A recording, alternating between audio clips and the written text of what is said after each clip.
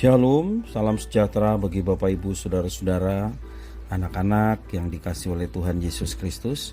Jumpa kembali bersama saya Pendeta Eka di dalam renungan firman Tuhan pada hari ini, hari Rabu 13 Juli 2022.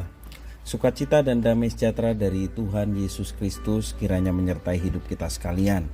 Puji nama Tuhan. Sampai pembacaan firman Tuhan hari ini Amsal 14.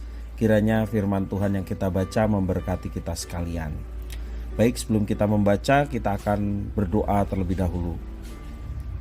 Tuhan Bapa di surga, di dalam Yesus Kristus, kami sungguh mengucapkan syukur dan terima kasih untuk setiap kasih dan penyertaan Tuhan yang boleh kami alami dari hari ke hari. Kami mau terus dekat dengan Tuhan, kami mau terus memperdengarkan telinga kami firman Tuhan. Biarlah Engkau yang memampukan untuk kami dapat memahami, Kau juga menolong untuk kami dapat terapkan dalam hidup kami. Terima kasih Bapa, terpujilah namamu. Demi nama Tuhan Yesus kami berdoa. Amin. Amsal 14. Perempuan yang bijak mendirikan rumahnya, tetapi yang bodoh meruntuhkannya dengan tangannya sendiri. Siapa berjalan dengan jujur, takut akan Tuhan, tetapi orang yang sesat jalannya menghina Dia. Di dalam mulut orang bodoh ada rotan untuk punggungnya, tetapi orang bijak dipelihara oleh bibirnya. Kalau tidak ada lembu, juga tidak ada gandum, tetapi dengan kekuatan sapi banyaklah hasil. Saksi yang setia tidak berbohong, tetapi siapa menyembur-nyemburkan kebohongan adalah saksi dusta. Si pencemooh mencari hikmat, tetapi sia-sia, sedangkan bagi orang yang berpengertian, pengetahuan mudah diperoleh. Jauhilah orang bebal, karena pengetahuan tidak kau dapati dari bibirnya. Mengerti jalannya sendiri adalah hikmat orang cerdik, tetapi orang bebal ditipu oleh kebodohannya. Orang bodoh mencemooh korban tebusan, tetapi orang jujur saling menunjukkan kebaikan. Hati mengenal kepedihannya sendiri, dan orang lain tidak dapat turut merasakan kesenangannya. Rumah orang fasik akan musnah, tetapi kemah orang jujur akan mekar. Ada jalan yang disangka orang lurus, tetapi ujungnya menuju maut. Di dalam tertawa pun hati dapat merana, dan kesukaan dapat berakhir dengan kedukaan. Orang yang murtad hatinya menjadi kenyang dengan jalannya, dan orang yang baik dengan apa yang ada padanya. Orang yang tak berpengalaman percaya kepada setiap perkataan, tetapi orang yang bijak memperhatikan langkahnya. Orang bijak berhati-hati dan menjauhi kejahatan, tetapi orang bebal melampiaskan nafsunya dan merasa aman. Siapa lekas naik darah, berlaku bodoh, tetapi orang yang bijaksana bersabar.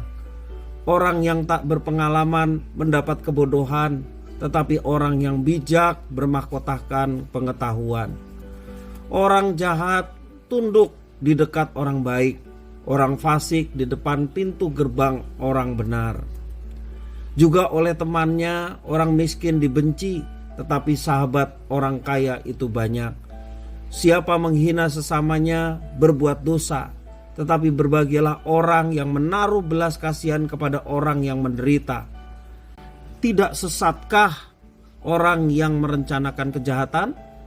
Tetapi yang merencanakan hal yang baik memperoleh kasih dan setia. Dalam setiap jerih payah ada keuntungan, tetapi kata-kata belaka mendatangkan kekurangan saja. Mahkota orang bijak adalah kepintarannya, tajuk orang bebal adalah kebodohannya. Saksi yang setia menyelamatkan hidup, tetapi siapa menyembur-nyemburkan kebohongan adalah pengkhianat.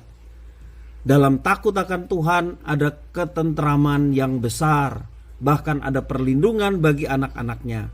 Takut akan Tuhan adalah sumber kehidupan, sehingga orang terhindar dari jerat maut. Dalam besarnya jumlah rakyat terletak kemegahan raja, tetapi tanpa rakyat runtuhlah pemerintahan. Orang yang sabar besar pengertiannya, tetapi siapa cepat marah membesarkan kebodohan. Hati yang tenang menyegarkan tubuh, tetapi iri hati membusukkan tulang.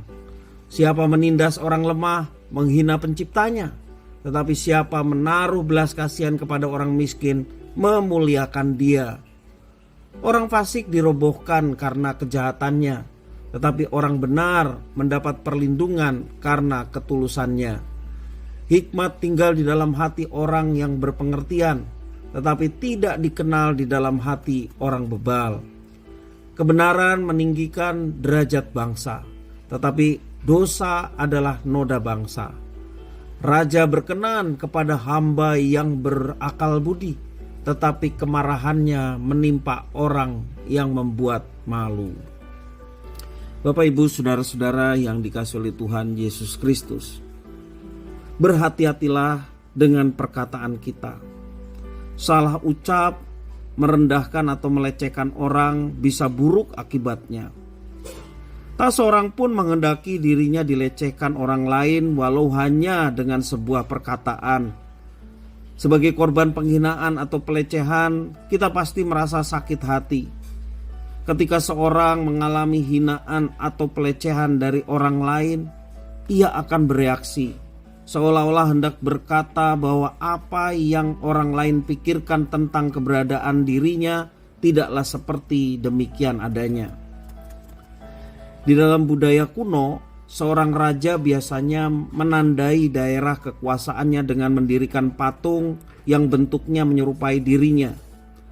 Meskipun hanya sebuah patung, hal tersebut tetap dapat mempresentasikan sang raja.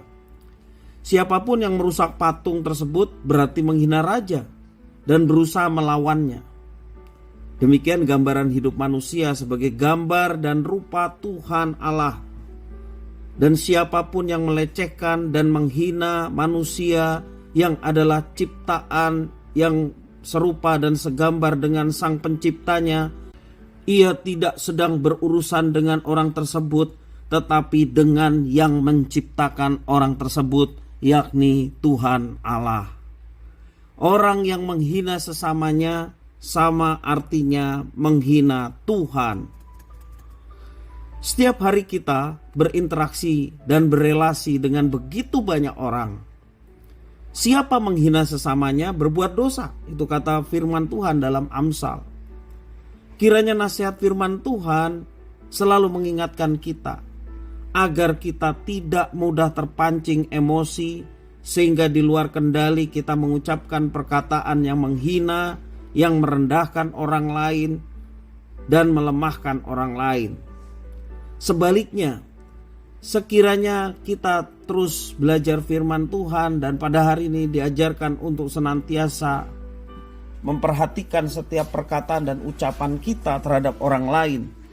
Dan kiranya kita hidup sebagai orang-orang yang menaruh belas kasihan kepada orang lain, bahkan mereka yang menderita.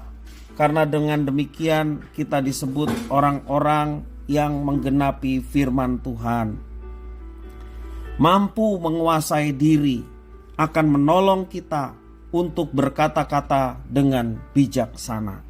Kiranya firman Tuhan memberkati kita sekalian. Kita berdoa.